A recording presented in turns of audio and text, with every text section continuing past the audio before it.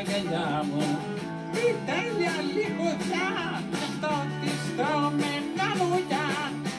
Πώς θα χάσω τέτοια πιπεριά, η γεύση της αξίζει όλα τα λεφτά. Ωραίες, ωραίες και τέλειες πιπεριές. Χρειάζονται σκληρή δουλειά, μα είναι πολύ γευστικές.